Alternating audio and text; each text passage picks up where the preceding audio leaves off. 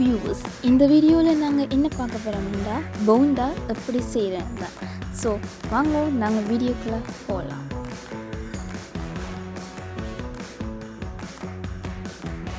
முதல்ல நாங்கள் உருளைக்கிழங்கு எடுத்து அது அந்த தோலை வந்து சீவிக்கொள்வோம்.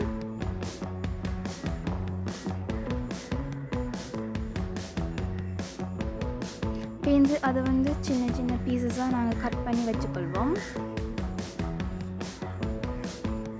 பிறகு ஒரு கோப்பி எடுத்து பச்சை மிளகாயை சின்ன சின்ன பொடியாக வெட்டிக்கொள்வோம். அதோடு வெங்காயத்தையும் வெட்டிக்கொள்வோம்.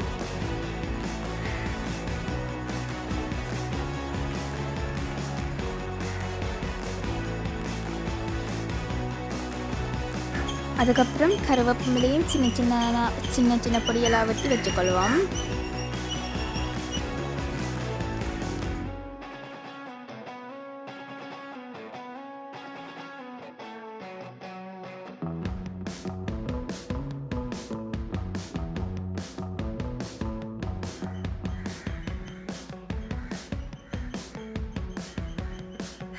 ஒரு பாத்திரம் எடுத்து அதில் தண்ணி ஊற்றி சூடாக்கி கொள்வோம்.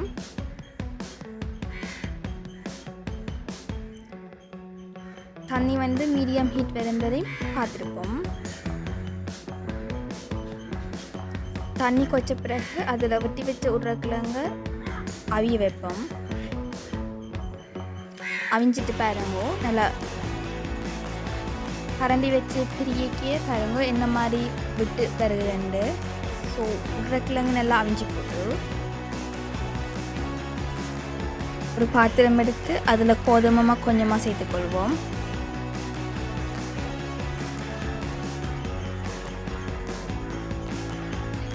அதோட கொஞ்சம் போண்டாமா சேர்த்துக்கொள்வோம்.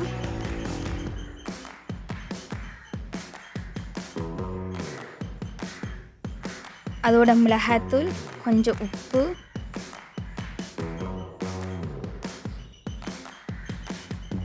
கொஞ்சம் தண்ணி விட்டு நல்லா கலந்து கொள்வோம்.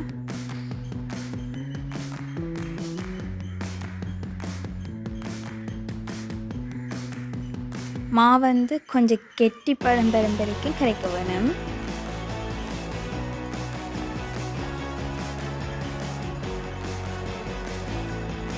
இந்த மாதிரி கட்டி எதுவுமே இருக்கக்கூடாது.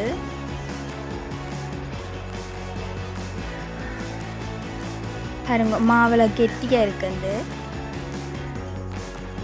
நாங்கள் சைட்டெல்லாம் வலிச்சு விட்டு கொள்வோம். அதோட உச்ச உருளைக்கிழங்கு எடுத்து நாங்கள் மசிச்சு கொள்வோம்.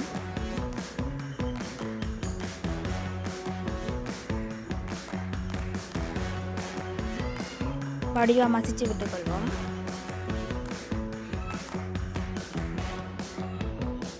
பாருங்க, இப்போ நாங்கள் ஓரளவுக்கு போதுமான அளவு உருளைக்கிழங்க மசிச்சிட்டோம்.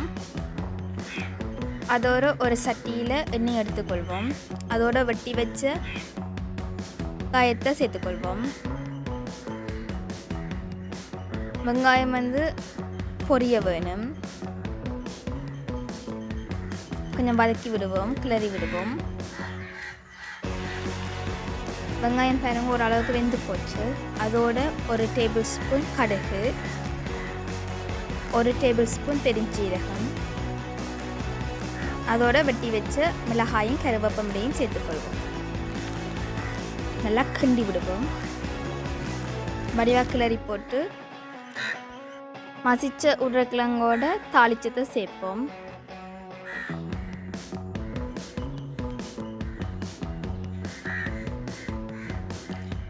அதோட கொஞ்சம் மஞ்சள் தூள்,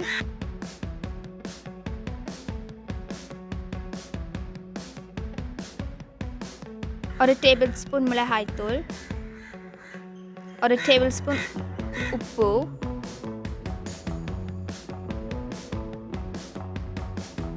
எல்லாத்தையும் போட்டு வடிவாக கிளறி விடுவோம். வடிவாக பிரட்டுவோம்.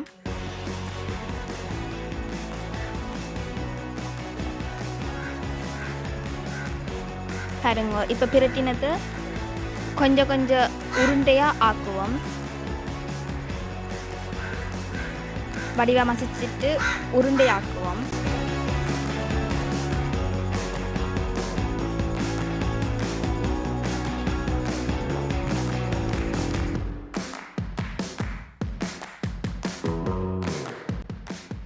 முட்டையை மாவுக்கு துவச்சிழுப்போம்.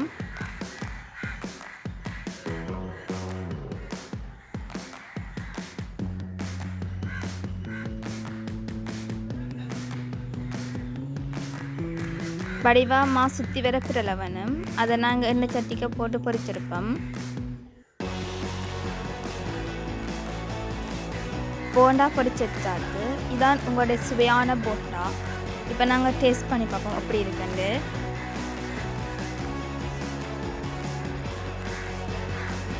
அவங்க பார்க்கவே ஒரு ஆசையாக இருக்குது. நல்லா இருக்குது.